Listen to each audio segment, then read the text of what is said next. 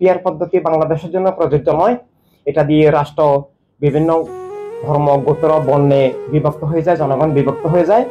Peer পদ্ধতি তারাই চায় যারা একটা আসনে সবার সাথে প্রতিদ্বন্দ্বিতা করে একটা আসনে জয়ী হবে না, যাদের কোনো জনভিত্তি নাই, জনসমর্থন নাই, তারা কোনো উপায়ে সংসদের একটা আসন লাভ করে সারা দেশের সব ভোট মিলিয়ে সংসদে গিয়ে এমপি হওয়ার যে খায়েশ, এসব মেটানোর জন্যই পিয়ার পদ্ধতি চায়।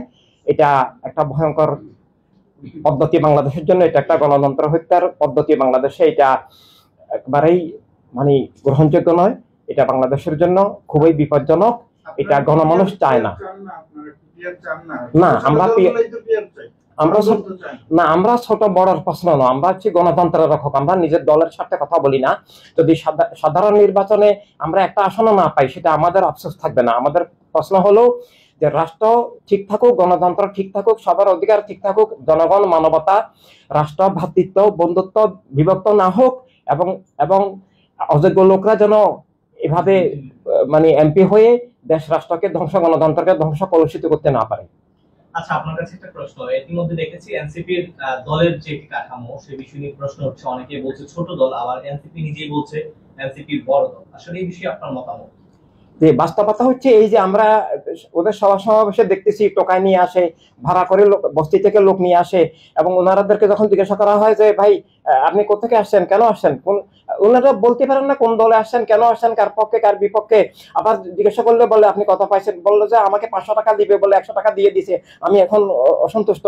তো এইসব দলের তো আসলে জনভিত্তি নাই, জনসমর্থন নাই, এগুলো কৃত্রিম দল, ক্ষমতার বলে, রাষ্ট্রীয় দুর্নীতির মধ্যে দিয়ে ক্ষমতার বলে, ক্ষমতার পৃষ্ঠপোষকতায় কৃত্রিম দল, এগুলোর কোনো জনসমর্থন নাই। আর যদি জনসমর্থন থাকে, তারা সেটা সাধারণ নির্বাচনের মধ্যে দিয়ে আমাদের মতো লেভেল প্লেইং ফিল্ডে এসে প্রমাণ করুন।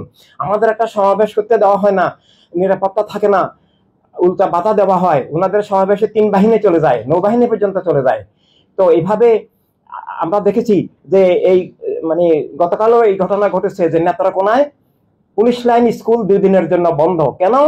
যে নেত্রকোনার সমস্ত পুলিশ, আশেপাশের সব জেলার পুলিশ এসে পুলিশ লাইন স্কুলে থাকবে, তাই মানে শিশুদের, বাচ্চাদের স্কুল লেখাপড়া বন্ধ করে 2 দিনের জন্য স্কুল বন্ধ থাকবে, এবং শুক্র শনি সহ 4 দিন স্কুল বন্ধ থাকবে।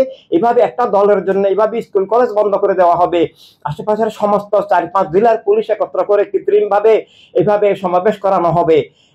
এগুলোকে রাজনীতি বলে না, এটা দুর্নীতি, এটা রাষ্ট্রীয় পৃষ্ঠপোষকতায়, এটা একটা দলকে প্রতিষ্ঠা করে, এটা নির্বাচনকে প্রভাবিত করা, গণতন্ত্রকে ধ্বংস করা, রাষ্ট্র জবরদখল করা, এগুলো এক ধরনের রাষ্ট্রীয় সন্ত্রাস।